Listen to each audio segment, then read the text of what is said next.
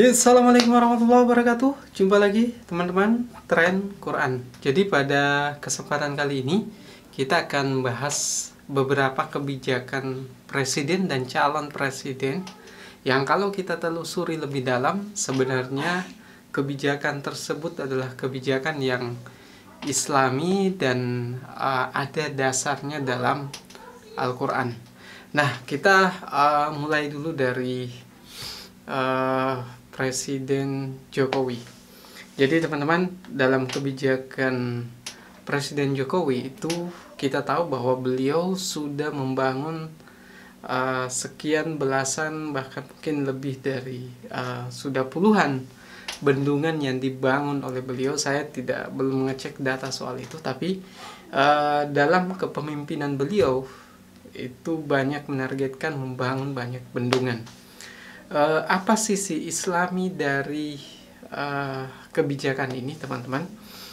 Jadi kebijakan yang diambil oleh Presiden Jokowi, kalau teman-teman banyak membaca kisah-kisah dalam Al-Quran, banyak kaum-kaum makmur yang diceritakan dalam Al-Quran itu sebenarnya dasar kenapa bisa mereka makmur itu karena faktor air yang ada pada daerah tersebut, biasanya karena sungai, karena bendungan dan lain sebagainya.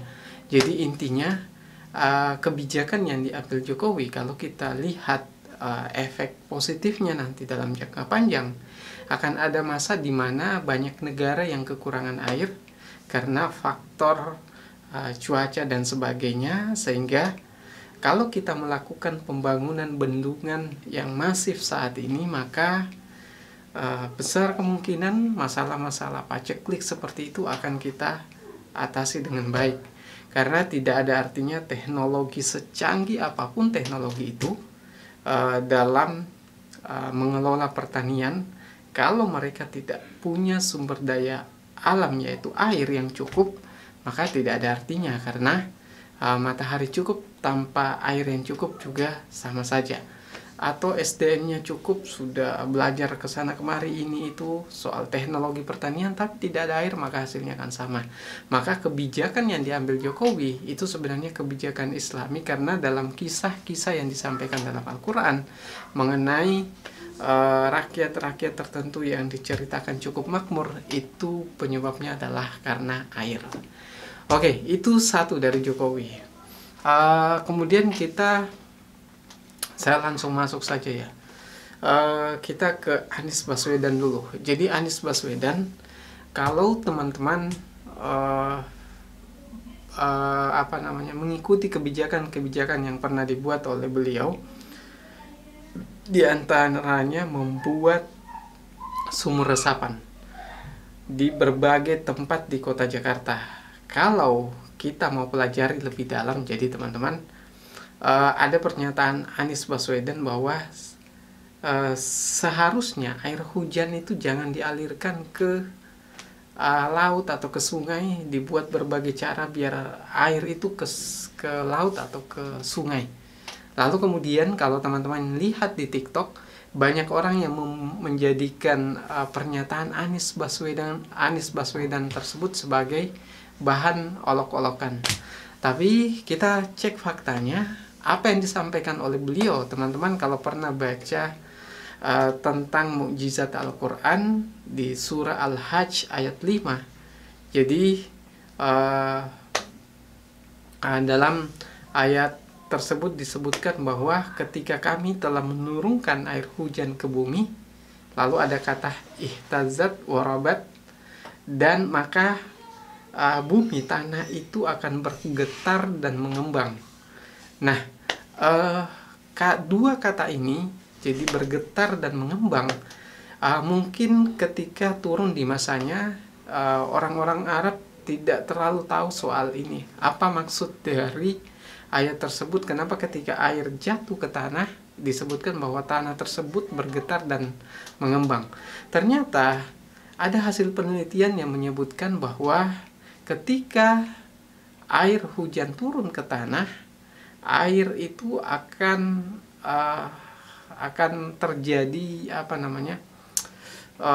efek kelistrikan yang tidak bisa dilihat secara kasat mata, yang kemudian air itu akan menyebabkan tanah tersebut bergetar, lalu kemudian air itu akan masuk ke butiran tanah yang kecil yang tidak bisa dilihat dengan mata kepala langsung, karena air itu telah masuk ke butiran tanah tersebut dengan bergetar, dan kemudian tanah itu akan menjadi mengembang, dan karena itulah kemudian tanah tersebut menjadi penampung air alami yang membantu kita bisa tetap minum, bisa tetap dapat air bersih dalam sepanjang tahun, berkat bantuan dari teknologi canggih yang dibuat oleh Allah Subhanahu wa Ta'ala.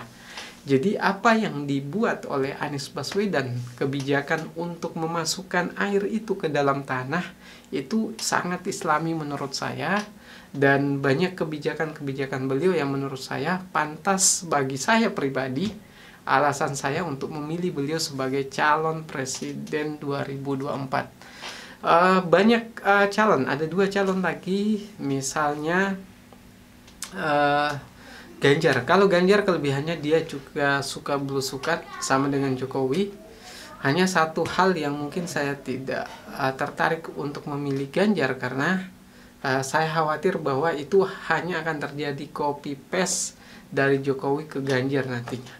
Dan alasan itu yang kemudian membuat Yusuf Kala tidak memilih Ganjar nantinya. Dia lebih tertarik memilih Anies Baswedan. Yang pertama ya itu tadi, karena copy paste kebijakan. Kalau kebijakan pembangunan infrastruktur diteruskan dan kita harus menambah utang lagi, sekalipun rasio utang Indonesia saat ini masih tergolong aman, kita tidak tahu keadaan nanti akan seperti apa. Kalau terjadi perang misalnya, maka ini akan sangat mengkhawatirkan negara kita. Jadi kita perlu pemimpin baru, pola pikir yang baru, karena saya pribadi sepakat bahwa pembangunan infrastruktur di zaman Jokowi itu harus dibuat semasif mungkin agar ada perubahan, dan itu sudah kita buktikan pada saat kita mudik.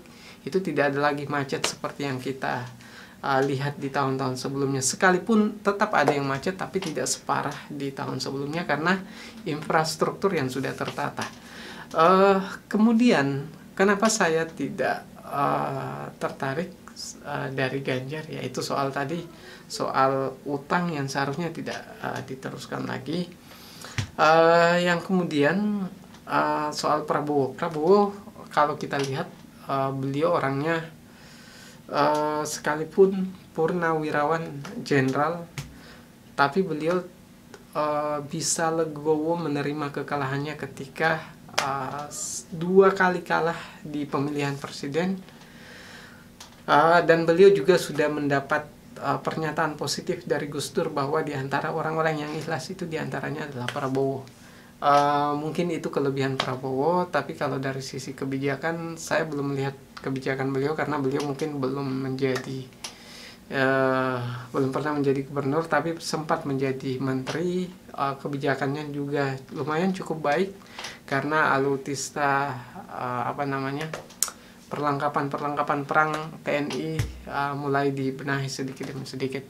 Mungkin itu teman-teman bisa mengambil kesimpulan dari apa yang saya sampaikan pada video kali ini. Kalau suka video ini silahkan share ke berbagai sosial media, dan kalau pro atau kontra silahkan komentar di bawah. Sekian dari saya, assalamualaikum warahmatullahi wabarakatuh.